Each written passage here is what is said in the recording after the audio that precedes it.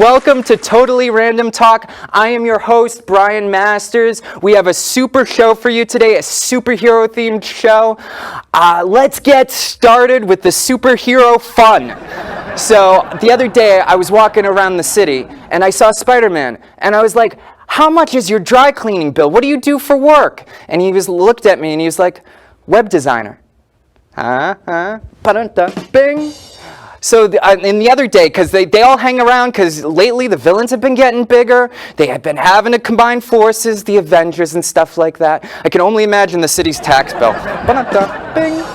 I saw the Hulk, and he was listening to some music. And I was like, oh, you like rock and roll music? I like rock and roll music. Can I have a selfie? He was like, sure. He was a little aggravated, a little green in the face, but he did it anyways. And then I was like, what's your favorite band? And he was like, Green Day.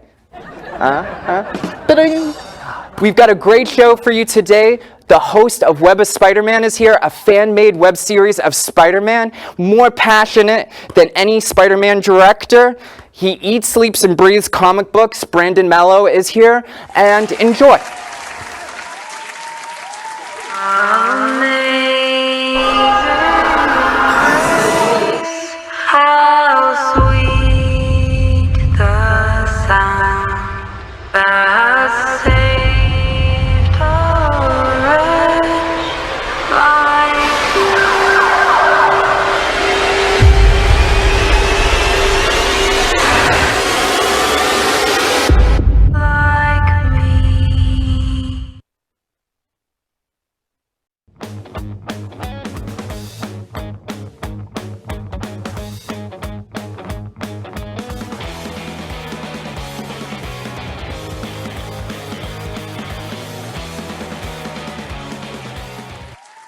And we're back with Totally Random Talk. I'm here with Brandon Mello, the creator of Web of Spider-Man, director, producer, and actor. I'm also here with Kwong Milligan, my co-host. Howdy. I feel like I'm out of a 70s movie with how I'm dressed right here. Like I should be in like a cheesy ripoff of Scarface. We're going to be talking about all things superhero, mainly your project. So the first thing I want to get into, what comic books inspired you to create Web of Spider-Man, and what was your first experience with Spider-Man? And then we're going to get into all the grittiness of making this, from conception of the script to it actually getting made. At a very young age, I really loved the Ultimate Comics, but currently what I'm loving the most is this new Spidey run that started like in 2016. It's really good. It's 10 issues. It's really simple, to the point, and it's everything that you love about Spider-Man. So those are the current like comics that really inspire me. I like some of the McFarlane run here and there, but mainly for its like artistic stuff. I like the design of Spider-Man there. I like the way he moves, but not really the stories as much. Just from a visual standpoint, those are the ones that I like. But in terms of how I fell in love with the character, it kind of started at a very young age. I love the first like Spider-Man 2, like Sam Raimi films, but the one that really like, I remember the experience in the theater of seeing like Spider-Man 3. That was like what I can remember visually. I know it's not like the best of the trilogy, but at like a young age, like as a kid, it was awesome. I was just like, yo, Tobey Maguire's like crying, he's like screaming, he's like, MJ, no. And it was like everything that like a kid wanted out of like a blockbuster at like a very young age. And I was just like, this is great. The only thing I can remember from Spider-Man 3 is his emo phase and the bad dancing, everything everybody hates from that film. Yeah, it's really bad. It's really bad. But you know the thing I remember the most about part 1, and I almost butchered his name because I couldn't think of his name. Macho Man Randy Savage. Got 3 minutes. 3 minutes of showtime. Oh, it was so hilarious. But like, I haven't seen him since I was like a little kid in the 80s, watching him on WWE Snap It Slim Jim, eat me. But so how long have you been developing this for? For a while. I mean, so I started as like an artist as a kid. I was literally like the best artist in my school. Whenever we had a project coming up, like everyone would like look at me and I would do like a majority of the work because I had like a very visual mind. I have a photographic memory. So like when someone tells me their name, it's not the best. I'm like, I have to see it in order to remember it, which is why I can like remember lines really easily, and that's why it's easier for me to dip into the acting stuff. But in terms of just like how everything started. I started as an artist in my school, drawing Spider-Man, just loving visuals in general. And then I started piecing some things together. I was like, I want to become a filmmaker. I want to like make these images come to life. I started in like stop motion, really simple stuff without like any help. Stop motion. Yeah, Wow. yeah. Like Legos. That's a lot and of stuff. work. It is. We would spend like that's how I spent like some of my summer vacations when I was like 14, just like doing like little stop motions, and like inevitably I had a whole project. I did like a little Deadpool thing or whatever, but in the back of my mind I've always wanted to play Spider-Man. And it gave me a lot of motivation as like a very young kid, because like that's, you know, a superhero, relatable superhero. He was in my age range. I loved it. I was like a 12-year-old kid, but I was a little chunky. So like he even gave me the inspiration to lose weight and become a superhero. So like as like a kid, a superhero. So like I was like 12 years old. I was overweight. I was like 200 pounds, and I was like, I need to play Spider-Man. I dropped 80 pounds in a summer because I was like, yeah, I know. I need to send you like a side by side. You need to see this. Yeah. It was like I was a little short kid. I wasn't growing, and I was like, I want to play Spider-Man. This was my dream. That was my fantasy. I want to be like an actor. I want to be Spider-Man. So I dropped the weight, inevitably leading to me becoming like invested in like then writing and directing and all of these things. So it just became a slow progression of learning how to write. I was like, you know, I didn't have the most money as a kid, so I had a little typewriter. I bought like a typewriter and a, you know, like those old school typewriters? Yeah. I had one of those I got for Christmas when I was a kid. So I sent it to like one of my professors at like one of those like little acting schools that I went to, and I was just like, this is the script that I have, and he's like, you do realize you just type this on a typewriter, you know? And I was just like, that was my starting point, literally on a typewriter, trying to be creative. You know, I would do this in my house, trying to lose weight, trying to do all of these things, and I started from like a really small beginning. And then as time progressed, I got the resources as an actor, and I started like evolving as a human being and learning more about the industry and just like the profession in general. So it started off just as like a little creative boy, turning into, you know, another young man, another version of the boy. Don't grow up. Yeah. We never do. Like deep down, we never grow up. We might pay bills and balance a checkbook, but we don't grow up. Yeah. But speaking of your typewriter thing, guess who still types all his screenplays on a typewriter? Who? Woody Allen to this day. Yeah, same exact typewriter nuts. from his first film. And guess who has a documentary on typewriters and actually collects typewriters? He probably could have a mansion dedicated to it, but he's probably got like something the size of this studio dedicated probably to typewriters. Tom Hanks has like a room. He collects every type of typewriter possible, and he also made a documentary about it. Oh, really? Yeah, That's it's interesting. And I mentioned it to one of my coworkers, and they literally just looked like they wanted to drive a car into the bus, because they probably grew up in a time, because they're a little bit older than me, that they grew up in a time where typewriters were a thing they had to use. He probably was before computers. Like 70s is my guess. He was in high school and middle school, and he probably had to deal with the whiteout. And, oh my God. That's what I had to deal with too. Yeah. I had to deal with the whole whiteout thing, and I was just like, I was just constantly like evolving as both an artist and as a writer and being creative. And then over time, it got some attraction that I could start putting together productions to the point now that we're shooting on literally like a Netflix camera. It's crazy. Like some of the work I can't believe I'm able to like accomplish and do, just because like it was an evolution. It was just over time I was growing as a human being and growing as just like a filmmaker and learning all of these techniques. And it just came with over time, but always that passion, that drive, and just being like, I can't give up on this. Yeah. So you're like putting this all together nowadays through like Kickstarter or something? No. It's all out of pocket. It's literally just me doing it like out of like my own college funds right now. Just like literally trying to put something together and seeing what I can do with like a little budget, and hopefully pitching it to people and saying, okay, now imagine what I can do with like a larger budget. Not specifically, but for Spider-Man, but for like other projects eventually. You know, because I have like original projects that I want to do, but like Spider-Man's a great like starting point for just like recognition in general, because everyone knows Spider-Man, you know? Of course. Yeah. So, I don't know. I'll have to give you the info, but one of my friends, he's starting to do the PA work, and from what I heard, I don't know how many days it is exactly, I'm probably butchering it, Sure. but you have to do a certain amount of PA works, production assistant, filling out paperwork for the extras, driving the van and stuff, to get into the Directors Guild if you really want. If you're passionate, are you more passionate about the directing or the acting? Oh, in all honesty, no. I'm more passionate about like just being an actor, because I'm not a big fan of the logistics of just being a director. Just like, oh man, I gotta create the call sheet. Like I love the creative aspect. I love the writing and the acting and stuff like that, and being able to embody everything that's written on the page. But in terms of directing, it's like being a parent, basically. It's like, okay, let's make sure like the snacks are on set and doing everything that you have to. It's a lot of work, and it's just like, I don't know. When I get older, I would like to pursue it, but right now at like 19, it's like, it's not, because I know that I have to do it in order to put this together. But in terms of, because it's a passion project, you know, no one knows your work better than you do, obviously. Yeah. So it's really just about like inevitably growing into like, hopefully someday I can get into the directing as like when I get older. But right now I'm just sticking to acting and writing for every project moving forward, because directing's hard. I've only directed one short, and there was one short we'll never see the light of day because the audio is so bad. Yeah, I did it with you guys. That Joker fan film that was like 3 minutes long. Oh God, was that bad? Because A, I was sick, and B, the audio just got destroyed. It's so stressful, directing, especially in the indie world, trying to put out, because it's so much work, and people don't realize it when they're watching it. Just something so simple like having a prop on set is so stressful, just getting it there. You know, making sure that the package gets on time, and especially when you're dealing with other people's schedules.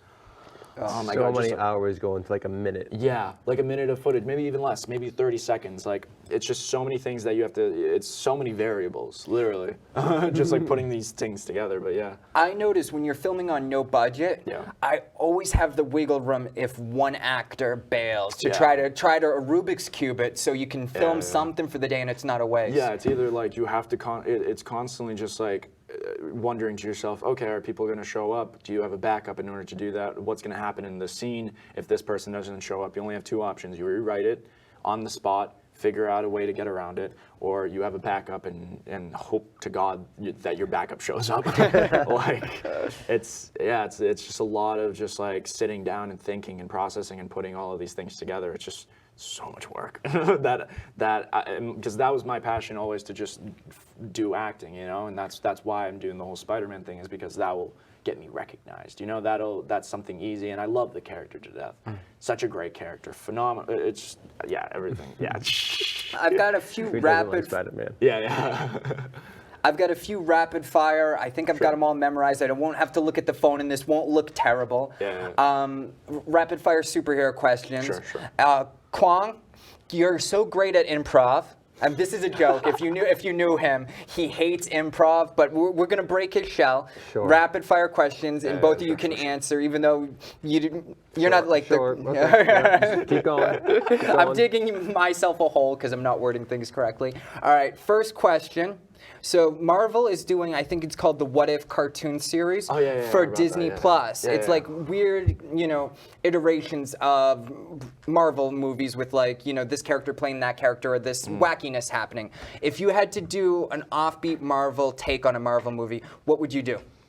Oh, an offbeat, based off of like the characters that are already there. Yeah, like you could. Like, if I were to do another character besides Spider-Man. No, like just an offshoot, like a crazy version of it, like Spider-Man's the villain, like something like crazy, like what type of take, like something zany. Oh, let me think. That's a good question. That's a really solid question. I would love to see like something. Good question. Damn. He said rapid fire. I guess, he gives you the hardest question in the world. Yeah, I guess like I would like to see like Chris Hemsworth play like Iron Man or something like that. Like something really out of the blue. Like seeing these characters like interswap. Oh, okay. Like see what would happen if like one of the actors played a separate character and what their iteration of it would be. Like Chris Evans playing Hulk. You know how absurd that would be? But like seeing what would happen in that space, because it's a completely different type. You know? I don't know the name. I don't know if it's Marvel or DC. I think there is some villain. It's not the one from X-Men who can Mystique that can switch, but there's one villain I think that can morph into other people, and they were thinking about trying to get like 20 or 30 like high-profile actors. So throughout the film, you'd get like each actor's take on the character, because they'd be morphing and getting into trouble that way. I have a good pitch. Mystique? It's not Mystique, it's a different one, but I forget the name. Hugh Jackman as Norman Osborn. That's pretty solid. I would like to see that. That would be kind of something that I would want to see for like even like Spider-Man 3, the new one coming up with Tom Holland and stuff.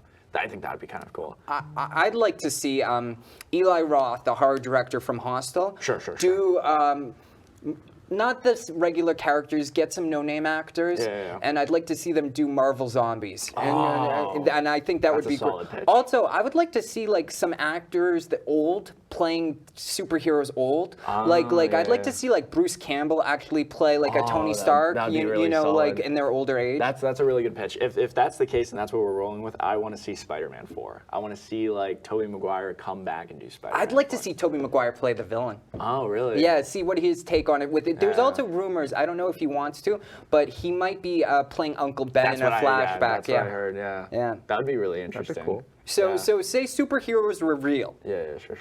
And say that You mean they're not? He just walks off set. He's just he's like broken. He's just like, he's this a broken isn't Spider-Man? I'm getting out of here. So say superheroes are real. You're an average Joe. Yeah. You accidentally killed a superhero. And this was publicized. Like you're probably not going to jail because of how accidental it was. How accidental it was. This is getting really cynical here. Yes. But it was like accident, like maybe it was a car accident, maybe it was something, but it was nothing. Just a giant piano fell on him. And it was just like I don't know what happened. Yeah. I was just here. Yeah. What superhero did you accidentally kill, and what do you think like the superhero with the less problems you'd have? Oh, dude. First one. Well, I know kill Batman. I was thinking that. Yeah. Because he's just a mortal man. But you accidentally like the killing. You definitely killed them. Like what character do you think you get in less trouble? Like people hating you. Oh, Green Lantern. I'm getting in less trouble for that one. They'll be like, oh, thank God he's gone. Thank God Ryan Reynolds is playing Deadpool now. Oh no. But yeah, I don't know. That would probably be my first. I think the one you could get away with the most, like, because it would be like everybody would be like understandable, is if you accidentally killed Ant-Man when he was an ant. Because everybody stepped on an ant, and everybody accidentally stepped on an ant. That's a good one. Yeah, if he wasn't paying attention and using his super strength. Oh yeah. Solid pitch. Yeah. Ant-Man. Okay. I'm trying to think of which one would be the worst. What is the most likable superhero? And I'm most likable? Most. Like, in just modern. Like if they were real in real life, like I'd say Spider-Man would be most likable. I would say actually like Iron Man would be the most publicized because that's the one that most people would be attracted to. Yeah, you know what would be very political if he was real, and if he accidentally got killed with one of his own guns. Because he was an arms dealer at the beginning until he switched, and that would be like very political and the controversial, you know.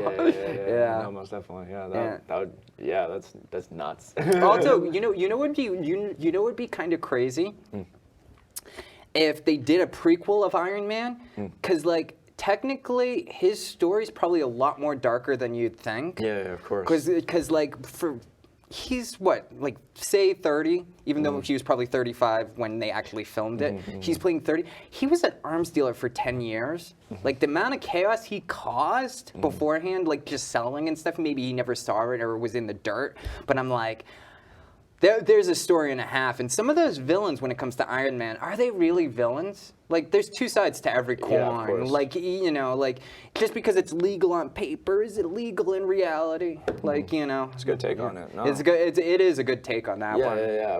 I wouldn't be opposed to seeing something like that. I just don't know what the story would be, essentially. It's a good backstory. I think it's good character work. I think that could be like a cool like what if thing that they could delve into, you know.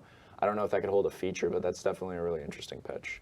Now, if you were the villain, what would your superpower be? Oh. And what would what would either be your goal or your motive, and just go have fun with it? Oh.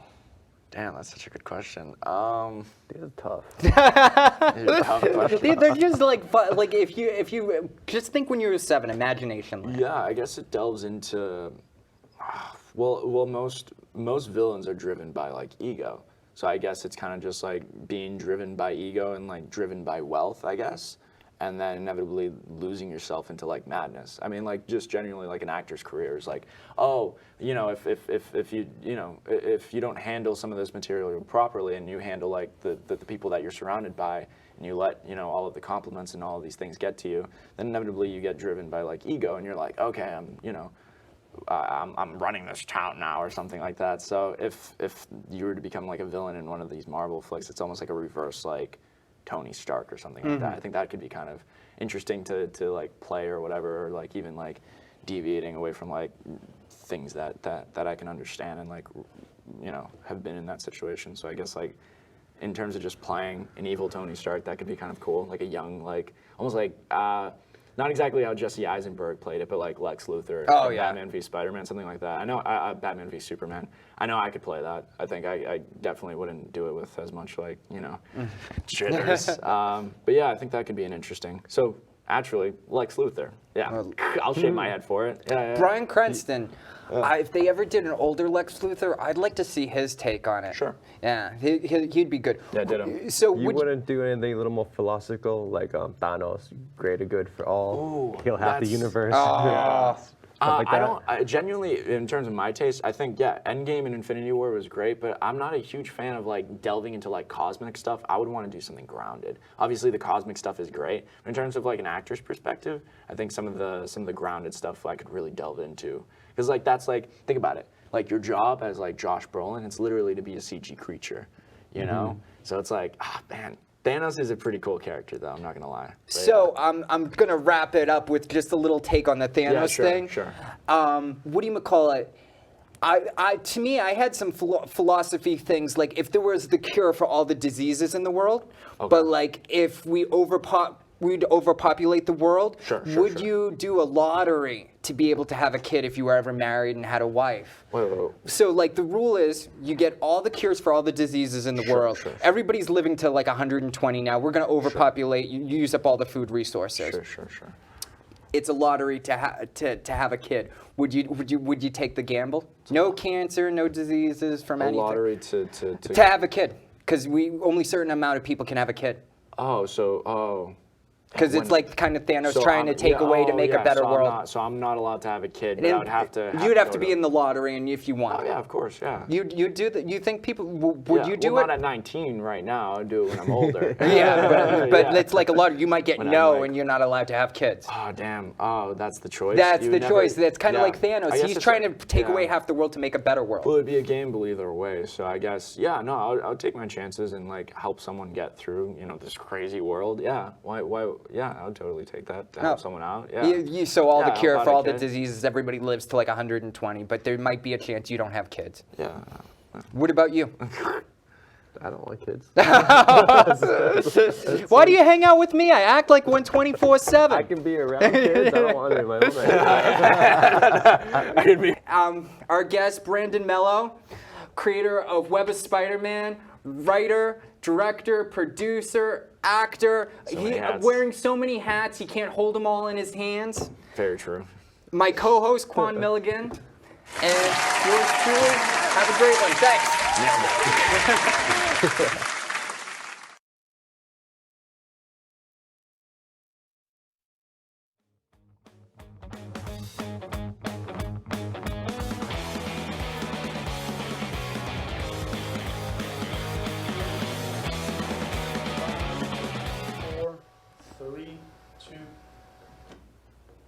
And we're back with segment 3. Time is a funny thing. Time is a very, very funny thing. A few minutes can change a life. Well, I found out some news not so good during our last little break. I found out, God, I am a dad. I'm a father. I'm a papa. And since I owe a lot of past due child support, he will be working here till the day he dies. My son, No. Sam, come on down. Come on down. I don't want to do this. Come on over here, sonny boy. Never have too much fun when you're young. I don't want to do this. I have nobody else to do this. My money's all gone here. No idea. This is really weird. Yeah, come on, it will be fun. Trust me. We have a lot of time to make up for it. We'll play catch afterwards. Dad, I'm 14. Son, you're embarrassing me in front of the show and the other guests. You want to grab Chipotle after? Chipotle sounds great. And we're back. We're playing, since this is a superhero-themed show, we are playing Daredevil-styled Jenga. So 2 people will be blindfolded, and their partners / teammates will be playing their eyes, and we'll be telling them how to Jenga. You're not gonna blindfold me. Yes, it's going to be a bonding experience. You already got it? Right. So, son? How much are you making off of this? I will not say. Okay.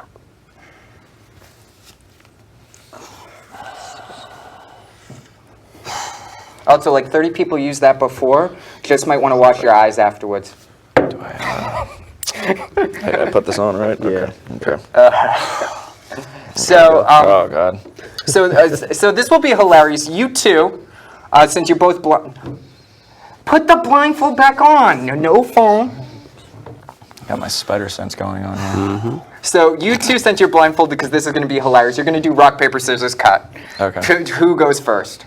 And I'll do the counting. The blind people or the? Yeah, the blind people, because it will be funny. Okay. All right.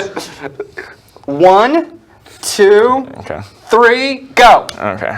Did I lose? Rock, paper, scissors, shoot. Oh. You both did scissors. Go again. Go again. Dad. 1, 2, 3, shoot. Go again. 1, 2, 3, shoot. Go again. This is not real. This is not real. Go again one more time. Okay. And then I'm just gonna pick somebody. Okay. All right. Okay. 1, 2, 3, shoot. All right. Just change the pattern. Just change it. No. Brandon, you're just going first. You're just going first to the right. Right. All right. So Kwong, you have to tell him how, and you can. Okay. I would try touching the stack first. It's and a little more to your left. Much more blind. to your left. Okay, you can feel. Yeah. Oh, I that's got the it. top. Okay. It's Got it. messed up Okay. the top. What do I do? Go down. Yeah, lower, you can lower. you can feel Lower it up. down. Like it's not. There we go. Good. Yep, you can start. Go. You can go. Okay. Dad, how long is this gonna Is take? he? Okay. I got this. Is it? Is it working? It's working. Yeah, you Yes. got it. Now we got to put it on top. Yep. Slowly. And you gotta Gently, flip it. Gingerly. Because yeah. Very gingerly. A little more to the left. There you go.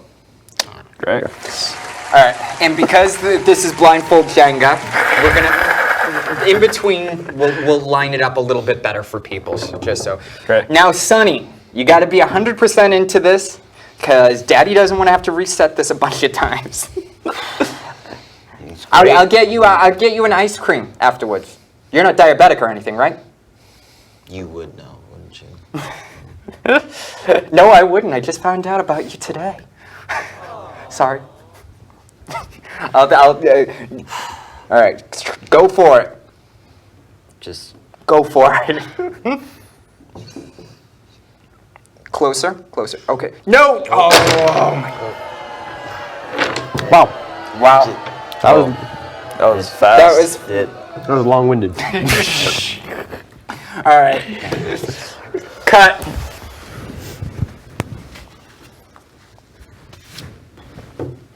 All right. Cool beans. All right. So, lift your hand up. A little bit higher. Okay. Now just go a little bit forward. Forward. Okay. Now go down, and then Am I still going down or? I'm trying to figure this out. Okay, right there. Take that piece out. Right on your That left-hand piece. side. Left-hand side. This is like when my aunt called me. She said, "We're right over Right. here." Right. Go right. I think it's right. Right. No, left. Left. Oh, left. I'm in a different viewpoint, so I'm messing it up. Left, right here. Down. Right, you're good. We're Okay. right here on the map, Yeah, guys. right there. You're right there. You feel the piece? Okay. Okay. Maybe use both hands to take it out. I can use both hands? Slow. Can you? I don't know. Yeah, because Don't Yeah. mess up. you Yeah, feel you're it gonna up. Feel it up. Maybe feel it up. Yeah. Yeah. Real tingly. Oh, okay. Dude, Mess up. don't. Okay, wait. mess The up. whole piece is moving. You gotta be a little slower. Yeah, you might want to grab around. What? Yeah, grab Are we around. drinking? Yeah, there you go. You got it. You're good. Oh, don't mess up. Don't You're mess good, up. you're good, you're Maybe good. go up a little more. No. Oh, Oh yeah. Oh yeah. We're good, we're baby. good, It's we're coming down. solid. It's coming down. Son, that's It's a little coming too down. racy. That doesn't Okay, sound okay. like we're playing Now put it on the Jenga. top. Put it on the top. You're good. No. Up, Beginner's up, luck. to the left, to the left, to the left. You're good. You're good. You're good. Yeah, Drop down. it. Drop it. Down. Like You're good. Okay. Move your hand. All right. Now, somebody line it up a little bit better. Each time we're going to line it up because this is going to be last time. Is that like 100 points? Yeah. I'm so going to mess this up. Okay. So, son, you have to be 100% on the ball about this because I'm not good at this. If we mess up, it's your fault, Dad. Your fault. Completely. Oh, stop it. Stop. Hold. Oh, did you plan this out? Okay. Stop. You're going to drop the whole thing. It's done. It's done. Are you serious? Yeah. Kwang? I'm done. What? Kwang, Yes. am I going to drop it? I don't know. Ah, frig. Yes, you're gonna drop it. I didn't trust my son. I didn't trust my son. You asked me, I'm the one who's blindfolded. Oh, you are blind.